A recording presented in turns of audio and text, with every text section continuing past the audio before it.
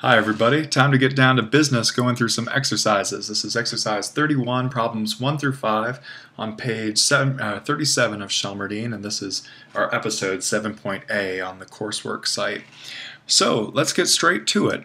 What have we learned in this chapter? We've got enclitics, and in particular the verb ami, I am, in the present tense. And then we also learned about the dative of possession, and let's see, might as well flip back and make sure I didn't miss anything. Oh yeah, first and second declension adjectives. Wow, this is a packed chapter, as well as attributive and predicate positions. This is a ton.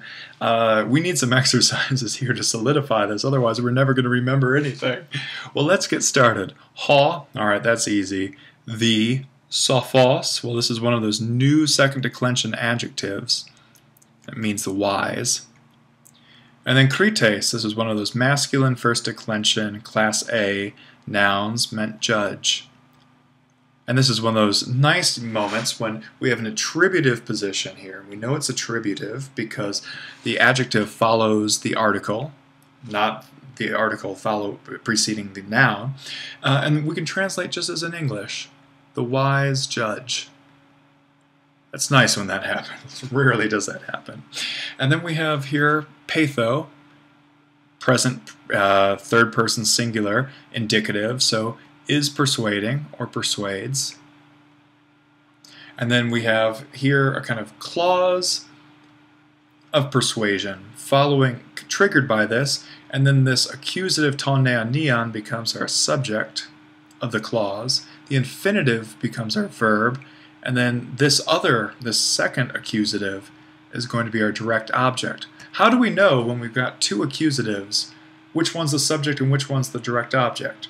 Well, when we're in these kind of situations, Greek goes into the same word order that we are used to in English. Subject, verb, direct object. It wouldn't make logical sense, but grammatically, if we had ton dendron if we swapped the place of these, and we had the wise judge, hosophos krites pethe, persuades ta dendron me koptein ton neon, that would be a little bit of a Dr. Seuss kind of sentence. It would mean the wise judge persuades the tree not to cut down the young man. That's obviously silly, but this is where word order does matter in Greek. When we get into a place where we're kind of now limited, as we are in English, with our case usage, both subject and direct object in the same case, we need to rely on word order. This is just what happens in English, and it happens in Greek too. But that was a long explanation to get back to what we were just doing to translate a simple sentence. The wise judge is persuading the young man. Nice masculine first declension noun. That it's an alpha because of this iota blocking the great vowel shift. Not to cut down the tree. Why is this may, not oo? Well, remember oo slash ook or ook, that goes with the indicative. When we're in the infinitive, and that was proclitic, no accent, may pairs with the infinitive as we have here. Not to cut down. May koptein. If we want to say did not persuade, we use an oo there, but may here. Good. Well, that was a fun sentence. Let's keep this going. Number 2. Kaloi esi hoi tu poietu logoi. Alright, a whole lot going on there. Kaloi, what is that? Well, that's one of our new adjectives. Second declension, masculine plural, so masculine nominative plural. So handsome, good, could mean a lot of things. AC, well, what's that? That is our third person plural enclitic form of ami. So good things, beautiful things are present tense. And then hoi, masculine, this is good. So now we say, okay, well, this is going to be connected to this kaloi. Hoi tu poietu. Okay, we're in a genitive there. Genitive first declension, poietes, and then logoi. Alright, so that's going with our hoi. So let me erase all of those kind of preparatory marks, and let's diagram this a little bit. We have hoi, logoi. This is going to be our subject. And then we've got this attributive position, possessive, in there. So this is describing the words. So let's start off here. The words, or the speeches, or whatever, the words of the poet. That's the subject of our sentence, and we know we're going to put it first because we have the article. Now we have this linking verb connecting both the adjective and then our subject. And that's good because adjectives and subjects need to agree in person, number, and gender. And do we have that here? Masculine, masculine, plural, plural, nominative, nominative. Great. These can be connected. So then we just need to put are. Now let's say we use the word beautiful. Good is probably just as well, but for kalos can mean both. Greeks didn't really separate between beautiful and good, which is interesting. So the words of the poet are beautiful or good. Is this an attributive or a predicate use of that adjective? Well, how can we know? Well, attributive, the kind of shortcut was, is it preceded directly by an article? If so, it's attributive. We have that right here. Kaloi is not. So kaloi is predicate, and it comes after the linking verb in English. The words of the poet are beautiful. That's the predicate. So we're seeing both in use here, an attributive use of the possessive, which we already knew. We've been working with that for weeks but not explaining it. And now, because we've learned the predicate form, we know where that can appear too. Good. So the words of the poet are beautiful or good. Let's scroot on down here. Do another little cleanup. To poiete kaloi logoi esin. Alright. To poiete, dative, singular, masculine. To or for the poet. That's kind of our preliminary translation of that. We'll probably have to change it as we go on. Kaloi, again, a predicate use because of this adjective. How do we know it's predicate already? Well, there's no article. So kaloi has to be predicate. And then we have logoi here, no article, so that's interesting, but that's fine. And that's, again, going to agree with kaloi because they're the same person, or sorry, well, number, gender, case. And then we have this form asin. Well, let's figure out, why do we have this accent here? Well, we have the new because it's the end of the sentence. That's easy. But that accent, well, logoi is going to be one of these second positions where you could imagine it's like this, and then we've got our two-syllable enclitic at the end. And we remember from Shelmerdine's chart that in this situation we have to add an acute there. Sometimes you would add a circumflex, but that's not going to fly here. Good, so we kind of have an understanding of what's going on. Let me get out of this rust color and start from scratch with a blue. So how are we going to treat this dative singular here? What's it doing in the sentence? Well, we know because we've got this linking verb or this existential verb, this is probably going to be a possessive, a dative of possession.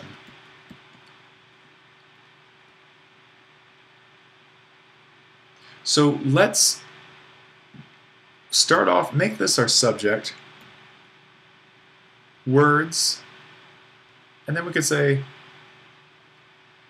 beautiful words exist to for the poet. Okay, well, that's hardly elegant English.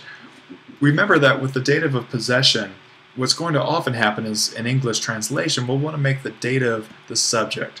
and then give it a verb of having rather than being to or for. So let's say the poet has beautiful words. So this dative has now become our kind of de facto nominative subject in English, because English doesn't do this dative of possession thing. We don't have the dative, so that makes it hard. So we have to translate this and kind of flip left and right, make the dative now the subject, and make the subject actually effectively a direct object in English, the direct object of the verb to have. So the poet has beautiful words. That's our best way of translating. There are beautiful words for the poet. Good. And coming down to home stretch here, I'll leave problems 6 or 10 for your own edification, but it's good to go over a lot of these together. Let's take this apart now. Ook, well, we know this can't be working with an infinitive. It's got to be with the indicative. And we get that right here, episteuomen. Well, what tense is that? So pisteuo is our first principal part, and that's clearly what we're being built off of here. So we've got a past indicative augment, and then we've got also our kind of typical imperfect ending. So this is clearly an imperfect verb. So we're believing, we're trusting in. And remember, pisteuo takes the dative. So that's what we're getting here, tois logos. So we were not believing the words, and then ton kakon. All right, so what's that going to be? So let's kind of catch up what we had just done. So we were not believing or trusting in the words of, now we have ton kakon. Well, what is this? Well, it's all attributive, which is good. That makes sense here. And then, so of the, and then these are bad, but what kind of bad? Well, unfortunately, this omega nu ending is very difficult. It could be masculine, it could be feminine, it could be neuter. So they could be the words of the bad men, or the bad women, or of the bad things. We can probably write off things, because things probably aren't speaking words. But there's no way to know whether we're talking about men or women here. That could be feminine, that could be masculine. Within that first and second declension adjective chart that we had, we would have in the nominative kakoi, kakai, and kaka, all very distinct, but then we would have, in each case, kakon, kakon, kakon. So this is, if we had that giant chart, and now we're looking at the nominative and the genitive plural, and this being the masculine, feminine, and neuter. That's the kind of shorthand I just did there, taking a small bit of that first and second declension noun paradigm that we see on page 33 of Shelmerdine. So completely ambiguous here. Culturally, I think we would probably say that if in this sentence it would be bad men in Greek. But we're learning Greek in the 21st century, 2,500 years after Demosthenes and other people are giving their speeches. Why not make it the bad women? Not to be misogynistic, but there's no way to know, and let's give it the benefit of the doubt. Good. Final example. I've been doing all these dark colors of ink today. Let's see if I can get a bright white to bring us all home. Dana hopla esti tois persais. So well, I guess we do have one article there. The Persians, dative, plural, masculine, as we can tell from the article, but this is a first declension noun, which is why we have the alpha iota sigma dative plural. Then Dana hopla. Well, Dana is one of our new adjectives, means fearsome. This is where we get the word dinosaur from, or just terrible. So And then hopla, again, this is equipment, most generally, but it really just comes to mean weapons. And it doesn't mean that in an aggressive weapon. It's not just swords, it's also shields and other things. So, military equipment, but weapons, is a good shorthand for that. So this is our, well, what case are all these things? So we have dative plural masculine here. Dana hopla, this is neuter plural. So it could be either nominative, accusative, or evocative. You can probably write off vocative because there's no O preceding anything. It's not, oh, Dana hopla, oh, scary weapons. No. Could it be accusative? Well, yes, but we would want a verb to take an accusative, and we don't have that. All we have here is esti. What is esti? Well, that's third person singular. Can that agree with this plural Dana hopla? Well, normally you would think no, but remember that neuter nouns, neuter plurals, take singular verbs. It's just a weird part of Greek that you gotta learn. So really what we're saying is that there exist fearsome weapons, 2 or 4 of the Persians. This is another classic example of the dative of possession. So let's erase all this bunk and get down to business. As we just learned a couple lessons up, let's see if I can pause. Sorry everyone, I lost my mouse again. Alright, found the mouse, we're back in business, let's do it. So this is a dative of possession sentence. We're going to make the Persians our English subject. So we're going to make a kind of dative into nominative switch. So the Persians, and then we're going to use the verb have, present tense, transferring this verb of being in Greek to having in English, and then fearsome, or maybe terrible, weapons. Excellent. So dative of possession, singular Greek verb esti with plural neuter, but that's what neuter does. Let's go back to 4. Well, we had this uk negative, which negates an indicative verb, which we have here, the imperfect were believing, we were not believing, and this verb takes the dative, so that's how we have this tois logos, and here we had a substantive use of the adjective. So really it just means of the bad, but we couldn't tell if it was the bad men, the bad women, or the bad things. We just chose the bad women, but whatever makes the most sense in context is what you would do in Greek. Here, topoiete kaloi logoi, esi, another classic dative of possession. We want to change that dative into the subject, change this verb of being into a verb of having, and then nice attributive use of kaloi with logoi. No adjective or no definite articles here.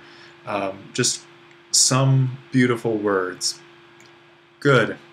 Beautiful are the words of the poet. Here we had a nice predicate here because we knew that this had to be the subject because it had the hoi, the definite article. So the words of the poet are beautiful. This is our old school form of doing a possessive with the genitive, a nice sandwiched attributive genitive within this hoi logoi phrase. And then finally, number 1, the wise judge, nice attributive use of the adjective in a way that's much like English. The wise judge persuades, and then here we had the kind of clause of persuasion, the young man not to cut down the tree, may with the infinitive. And then here, the word order really didn't matter. We had to have subject, verb, and direct object to make sense of everything. Well, I learned a lot in those 5 problems. I'll meet you on the other side when we do English into Greek, which will be more fun, as it always is. See you then.